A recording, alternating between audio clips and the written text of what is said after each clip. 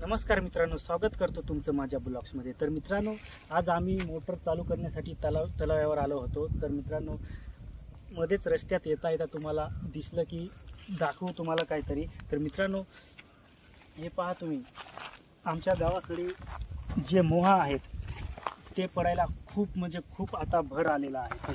खूप लोक खूप मोह विकतात, म्हणजे मोहा विचून दारू गाळण्यासाठी त्याचा खूप उपयोग होतो। तर मित्रांनो, खूप माणसं जे आहेत ते मोह हे विकतात। तर मित्रांनो, हे पाहू शकता तुम्ही, मोहाला किती फळं आलेले आहेत। हे बघा, किती ह्या कळ्या आलेल्या आहेत आणि ह्या कळ्यांमधून हे सर्व कळ्यांमधून एक कळीमधून एक मोह गळतं, म्हणजे खूप काही असे मोह गळतात। तर मित्रांनो, खूप तुम्ही वरती पाहू शकता किती फळं आलेले आहेत। तर मित्रांनो, ह्या मोहांच्या सहाय्याने खूप दारू गाळली जाते आणि त्याच्यानंतर जे मोह लोक विकतात आणि विचून ठेवतात ते किलोवर विकतात, म्हणजे त्याच्या मागे मोह विकून पण पैसे माणसांना भेटतात। तर मित्रांनो, खूप असे माणसं जे गावाकडे राहतात, म्हणजे ग्रामीण भागात राहतात, ते मोह विकून पैसे कमवतात। असे भरपूर काही वेगवेगळ्या पद्धती आहेत। तर मित्रांनो, याच्यानंतर तुम्हाला मी इकडे मुंगाकडे नेतो। तर मोहाच्या ह्या बाजूला आपण आलो तर मित्रांनो, इकडे तुम्ही पाहू शकता, यांचा मुंग आहे।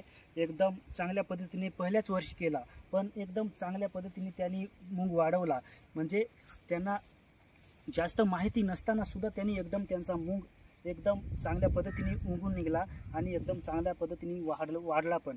तर मित्रांनो, काही का नाही, पण त्यांना पण थोडी जाणकारी पडली, जेणेकरून पुढच्या वर्षीपासून त्यांना एकदम चांगल्या पद्धतीने सर्व काही माहिती होईल आणि चांगल्या पद्धतीने मुंगाचे उत्पादन ते करतील आणि चांगल्या पद्धतीने 2 पैसे कमवतील पण। तर आताच ह्या मुंगाला पाणी पण भरले आहेत। आणि किती मुंग केला, म्हणजे किती कुंड्या केल्या? दोन कुंड्या यांनी मुंग केल्या आणि दोन्ही कुंड्या पण एकदम चांगल्या पद्धतीने आहेत, म्हणजे एकदम जागा न दाखवता एकदम चांगला उगून निघाला आहे आणि चांगल्या पद्धतीने झालेला आहे। पण हे 2च कुंड्यामधून त्यांना एकदम चांगल्या पद्धतीने उत्पादन मिळेल, चांगले 2 कुंड्यामध्ये पण चांगले पैसे कमवतील। तर मित्रांनो, आजचा ब्लॉग आवडला असेल तर लाईक करा, शेअर करा आणि आपल्या चॅनलला सबस्क्राईब करा। तर मित्रांनो, आजच्या व्हिडिओमध्ये, आजच्या ब्लॉग्समध्ये एवढंच। जय हिंद, वंदे मातरम।